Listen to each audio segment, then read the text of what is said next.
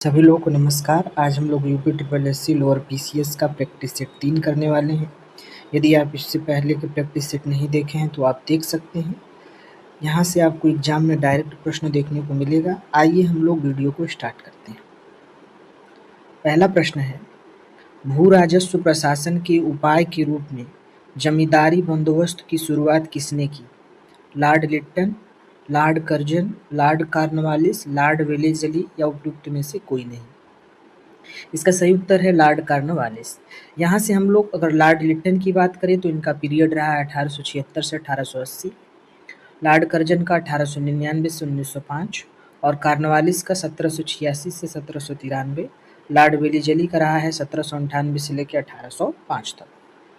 अब यहाँ पे अगर हम बात करें लॉर्ड लिट्टन की तो 1876 से 1880, इनके समय में दिल्ली दरबार लगा था। कब, कौन सा वाला? 1877 वाला। और यहाँ पे महारानी विक्टोरिया को कैसरे हिंद की उपाधि दी गई थी। इन्हीं के समय में वर्नाक्युलर प्रेस एक्ट 1878 वाला आता है और आर्म्स एक्ट भी कौन लाता है? लॉर्ड लिट्टन लाते हैं। इन्होंने सिविल सेवा की आयु 21 से घटा के कितनी कर दी थी? 19 वर्ष कर दी थी।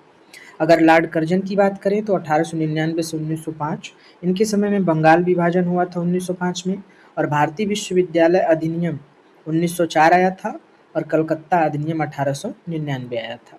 बढ़ते हैं अगले प्रश्न पे। प्रश्न है, निम्न में से कौन सा महात्मा गांधी का आर्थिक विचार नहीं है? अहिंसक अर्थव्यवस्था, विकेंद्रीकरण, कुटीर उद्योग, मशीनरी और नवीनतम तकनीकी का अधिकतम उपयोग, गांव या गांव सर्वोदय का पुनर्जन्म, उपयुक्त में से कोई नहीं। तो महात्मा गांधी जी मशीनरी के खिलाफ थे, अर्थात मशीनरी और नवीनतम तकनीक का अधिकतम उपयोग ये नहीं करना चाह रहे थे। ज़्यादा से ज़्यादा कुटीर उद्योग को बढ़ावा देना चाह रहे थे। पढ़ते हैं आगे। प्रश्न है, लॉर्ड मैकाले आमतौर पर भारत में डैश लाने से संबंधित थे? सेना में एकता, आर्थिक सुधार, अंग्रेजी शिक्षा। तो ये लॉर्ड मैकाले अंग्रेजी शिक्षा के लिए जाने जाते हैं। कब इन्होंने लाया था? 1835 ईस्वी में। ठीक है, बढ़ते हैं अगले प्रश्न पे। प्रश्न है, मैंगलोर की संधि पर ब्रिटिश ईस्ट इंडिया कंपनी और डैश के बीच हस्ताक्षर किए गए थे? हैदराबाद का निजाम, टीपू सुल्तान, बाजीराव द्वितीय, आरकोट का नवाब या उपयुक्त में से कोई नहीं। इसका सही उत्तर है टीपू सुल्तान। जो मैंगलोर की संधि होती है ये 11 मार्च 1784 को होती है। टीपू सुल्तान बनाम ब्रिटिश ईस्ट इंडिया कंपनी के बीच होती है और इसके थ्रू द्वितीय जो आंग्लो मैसूर युद्ध होता है इसे समाप्त कर दिया जाता है। बढ़ते हैं अगले प्रश्न पर। प्रश्न है, उत्तर वैदिक साहित्य के अनुसार भारत के 3 व्यापक विभाजन क्या है? आर्यावर्त, मध्य देश और दक्षिणी पथ, पूर्व भारत, मध्य भारत, दक्षिण भारत, आर्यावर्त, मध्य प्रदेश, दक्षिण भारत, पश्चिम भारत, मध्य देश, दक्षिण पथ या उपरोक्त में से कोई नहीं। तो सही उत्तर है इसका आर्यावर्त, मध्य प्रदेश और दक्षिण भारत। नेक्स्ट, अगला प्रश्न है, किस केंद्र शासित प्रदेश का अपना उच्च न्यायालय है? चंडीगढ़, दादर नगर हवेली, अंडमान निकोबार, दिल्ली या इनमें से कोई नहीं। तो दिल्ली का अपना उच्च न्यायालय है। यहाँ पे दिल्ली का अपना उच्च न्यायालय हो गया। जम्मू कश्मीर और लद्दाख दोनों का एक हाई कोर्ट है और श्रीनगर जम्मू में स्थित है। चंडीगढ़, पंजाब और हरियाणा का तीनों का चंडीगढ़ है हाई कोर्ट। पुडुचेरी, मद्रास यानी कि चेन्नई में है मद्रास हाई कोर्ट। लक्षद्वीप और केरल का दोनों का केरल में कोच्चि में पड़ता है हाई कोर्ट है। दादर नगर हवेली, दमन दीव और बम्बई का हाई कोर्ट बम्बई में है। और अंडमान निकोबार, कोलकाता हाई कोर्ट अंडमान निकोबार में है। आगे सॉरी, यहाँ पे अंडमान निकोबार और कोलकाता हाई कोर्ट कहाँ पे है? दोनों का Kolkata high court. Next, Bharat में आर्थिक आरक्षण संविधान के डैश संशोधन द्वारा पारित किया गया था? 101वां संविधान संशोधन, 102वां, 103वां, 104 या इनमें से कोई नहीं। तो इसका सही उत्तर है 102वां। 101वां संविधान संशोधन 2016 में होता है, जीएसटी से संबंधित था। 102वां संविधान संशोधन 2018 में होता है जो कि पूछा गया था, राष्ट्रीय पिछड़ा वर्ग आयोग एनसीबीसी से संबंधित है। 103वां संविधान संशोधन 2019 में आता है, ये ईडब्ल्यूएस के 10% छूट से संबंधित है यानी आरक्षण से।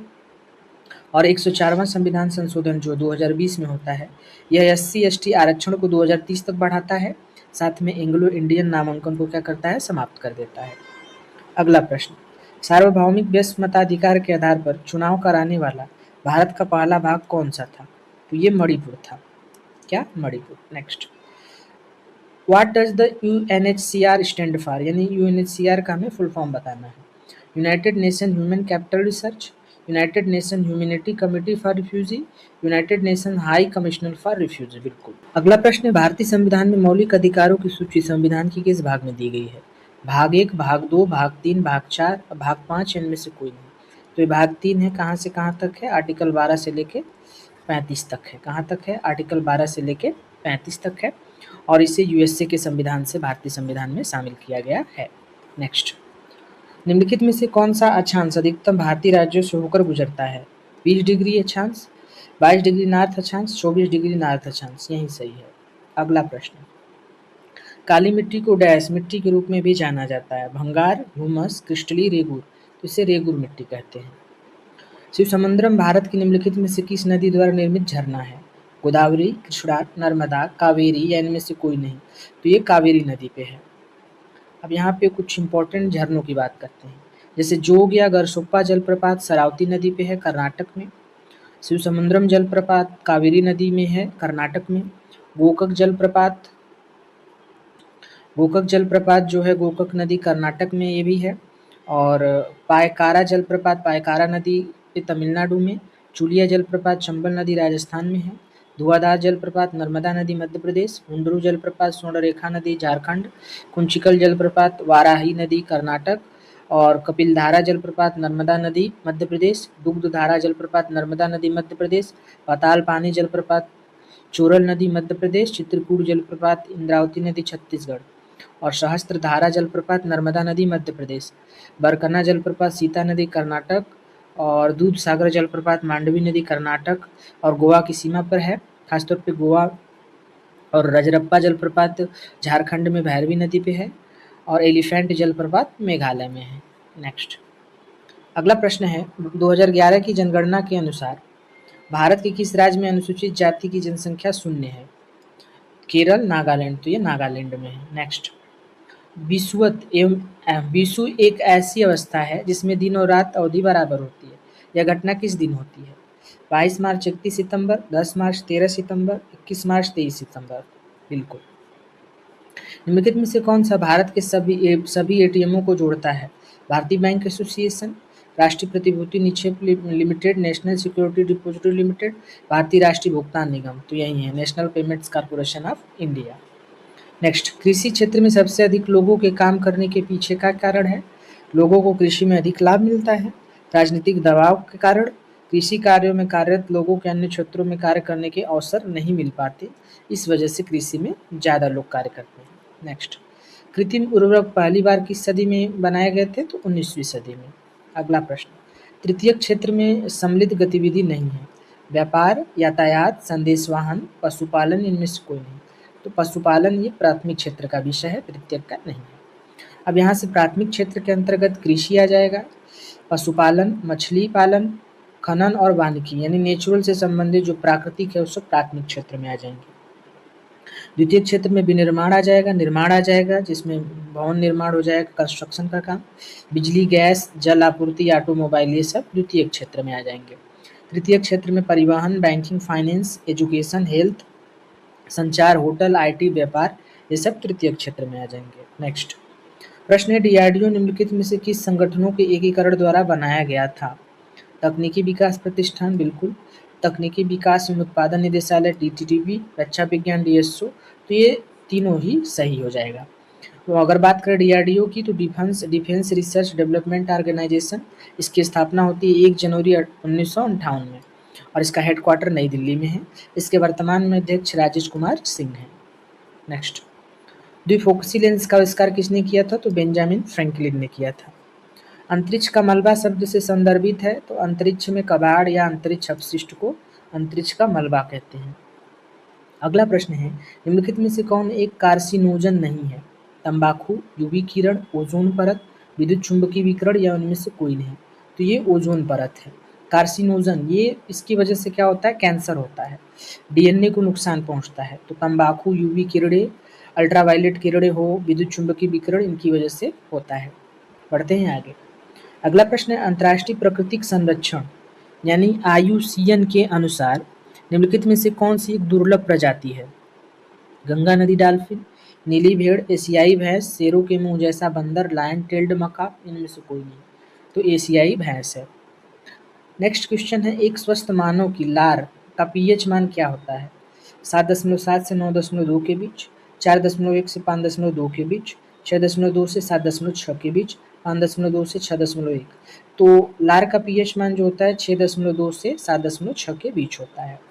अगर मानव रक्त की बात करें तो 7.4 है इसका पीएच मान। मानव मूत्र का जो पीएच मान होता है 4.8 से 8.4 होता है। आंसू का पीएच मान 7.4 होता है। अमाशय रस का 1.5 से 3.5 तक होता है। शुद्ध जल का जो पीएच मान होता है 7 होता है। दूध का पीएच मान 6.4 से 6.6 होता है। सिरका का 3.0 यानी 3 होता है। नींबू का रस का 2.2 से 2.4 होता है। टमाटर का 4.5 होता है। शराब का जो है 2.8 से 3.5 होता है। इसे भी ध्यान रखेंगे। बढ़ते हैं आगे। अगला है, पूर्व मुख्यमंत्री मायावती ने कितनी बार उत्तर प्रदेश में मुख्यमंत्री के रूप में कार्य किया? 1 बार, 2 बार, 3 बार, 4 बार, इनमें से कोई नहीं। तो ये 4 बार उत्तर प्रदेश की मुख्यमंत्री बनी थी। पहली बार इन्हें 3 जून 1995 से लेकर 18 अक्टूबर 1995 तक। दूसरी बार ये 21 मार्च 1997 से लेकर 21 सितंबर 1997 तक बनती हैं। तीसरी बार 3 मई 2002 से लेकर 29 अगस्त 2003 तक। और चौथी बार 13 मई 2007 से लेकर 15 मार्च 2012 तक उत्तर प्रदेश की मुख्यमंत्री रही हैं। और ये उत्तर प्रदेश की दूसरी महिला मुख्यमंत्री बनी थी। पहला अगर पूछा जाता तो सुचेता कृपलानी आ जाती। नेक्स्ट अगला प्रश्न है, पानीपत की तीसरी लड़ाई के दौरान अवध का नवाब कौन था? सुजाउद्दौला, आसफउद्दौला, कुतुबुद्दीन सुलेमान जहाँ, गाजीउद्दीन हैदर, इनमें से कोई नहीं। तो पानीपत की तृतीय लड़ाई के दौरान जो अवध का नवाब था आसफउद्दौला था। पानीपत की तीसरी लड़ाई जो है वो 14 जनवरी 1761 ईस्वी को होती है। यह अहमद शाह अब्दाली जो कि अफगानिस्तानी शासक होता है इसके और मराठा साम्राज्य के बीच होता है, जिसमें अहमद शाह अब्दाली की क्या हो जाती है? विजय हो जाती है। अगला प्रश्न है, निम्नलिखित में से कौन सा स्तूप स्थल उत्तर प्रदेश राज्य में स्थित नहीं है? भरहुत। तो भरहुत जो है ये मध्य प्रदेश में है, तो यही ऑप्शन सही हो जाएगा। बाकी रामभर स्तूप जो है कुशीनगर में है। चौखंडी और धार्मिक स्तूप ये सारनाथ में पड़ता है। नेक्स्ट प्रश्न है, उत्तर प्रदेश का मलिहाबाद प्रसिद्ध है पीले तरबूज के लिए, मलिहाबाद बिरयानी के लिए, सूती चिकन कारे के लिए, दशहरी आम के लिए। तो मलिहाबाद जो है वो दशहरी आम के लिए है। यदि लंगड़ा आम पूछा जाता तो लंगड़ा आम जो है इसके लिए फेमस है वाराणसी। और यदि सुरखा अमरूद की बात करें, सुरखा अमरूद, तो सुरखा अमरूद के लिए हो जाएगा प्रयागराज। पेठा के लिए हो जाएगा आगरा। आगरा का क्या हो जाएगा? पेठा। इमरती यानी जलेबी जो है ये जौनपुर की है। तिरंगा बर्फी भी कहाँ का हो जाएगा? तिरंगा बर्फी ये भी वाराणसी का हो जाएगा। बढ़ते हैं आगे। निम्नलिखित में से कौन सी जलवायु उत्तर प्रदेश से संबंध नहीं है? पश्चिमी विक्षोभ, लू पवनी, दक्षिणी पश्चिम मानसून, काल बैसाखी, इनमें से कोई नहीं। सही उत्तर है काल बैसाखी। अगला प्रश्न है, उत्तर प्रदेश में 16 में से कितने महाजनपद मौजूद हैं? 10, 12, 8, 7, इनमें से कोई नहीं। तो 16 में से उत्तर प्रदेश में 8 महाजनपद स्थित हैं। उनकी राजधानियों को देख लेते हैं। जैसे कुरु महाजनपद की राजधानी थी इंद्रप्रस्थ। पंचाल 2 भागों में विभाजित है। एक उत्तरी पंचाल जिसकी राजधानी अहिछत्र थी, दूसरा था दक्षिणी पंचाल जिसकी राजधानी काम्पिल्य थी। सूरसेन की मथुरा थी। चौथा चेदी की राजधानी सुक्तिमा थी।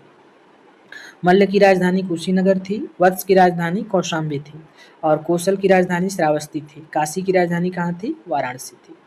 नेक्स्ट, भारत के किसी राज्य की मुख्यमंत्री नियुक्त होने वाली पहली महिला कौन थी? तो हम लोग इसको देख चुके हैं कौन थी? सुचेता कृपलानी थी। और ये कब से कब तक रही हैं? तो 2 अक्टूबर 1963 से लेकर 13 मार्च 1967 तक ये उत्तर प्रदेश की मुख्यमंत्री रह चुकी हैं। नेक्स्ट, पूर्वी घाट और बंगाल की खाड़ी के बीच डैश तटीय मैदान स्थित है? मालाबार, कोरोमंडल, कोंकण, गुजरात, इनमें से कोई नहीं। तो पूर्वी घाट और बंगाल की खाड़ी के बीच में पड़ता है कोरोमंडल तट। मालाबार तट की बात करें तो कर्नाटक से लेके कन्याकुमारी तक है। और कोंकण तट जो है दमन से लेके गोवा तक है। नेक्स्ट, अगला है, उत्तर प्रदेश राज्य की राजधानी डैश के किनारे स्थित है? गोमती नदी, लूनी नदी, यमुना नदी, ताप्ती नदी, इनमें से कोई नहीं। तो ये गोमती नदी लखनऊ, यानी लखनऊ जो है गोमती नदी के किनारे स्थित है। अब देखिए, यमुना नदी के किनारे आगरा स्थित है, मथुरा स्थित है, इटावा और वृंदावन, यानी आगरा, मथुरा, इटावा और वृंदावन यमुना नदी के किनारे स्थित हो जाएगा। वाराणसी नदी के किनारे आपका वाराणसी हो जाएगा, सॉरी गंगा नदी के किनारे वाराणसी हो जाएगा, कानपुर हो जाएगा, गाजीपुर और कन्नौज हो जाएगा। प्रयागराज जो है ये संगम पे स्थित है गंगा यमुना सरस्वती के, तो गंगा यमुना सरस्वती तीनों पे हो जाएगा प्रयागराज। गोरखपुर राप्ती नदी किनारे स्थित है, अयोध्या सरयू नदी के किनारे स्थित है, बरेली और मुरादाबाद रामगंगा नदी किनारे स्थित है, हमीरपुर जो है वो बेतवा नदी किनारे स्थित है। नेक्स्ट, पूर्वी उत्तर प्रदेश पश्चिमी उत्तर प्रदेश की तुलना में चावल की खेती का अधिक व्यापक रूप से समर्थन क्यों करता है? उच्च मिट्टी की उर्वरता के लिए, बेहतर सिंचाई सुविधा के लिए, उच्च और अधिक विश्वसनीय वर्षा के लिए, कम तापमान भिन्नता के लिए, इनमें से कोई नहीं। तो पूर्वी उत्तर प्रदेश पश्चिमी उत्तर प्रदेश के तुलना में चावल यहाँ पे ज़्यादा होता है। कारण है यहाँ पे उच्च वर्षा और अधिक विश्वसनीय वर्षा होती है। अगर ये पूछा जाए उत्तर प्रदेश में सबसे ज़्यादा वर्षा वाला जिला कौन सा है, तो गोरखपुर में। गोरखपुर में सबसे ज़्यादा वर्षा होती है और सबसे कम वर्षा जो है वो मथुरा में होती है, मथुरा में। तो ये भी याद रखेंगे। आज यहीं तक, बाकी आपका धन्यवाद। यदि वीडियो पसंद आए तो लाइक शेयर और सब्सक्राइब करें।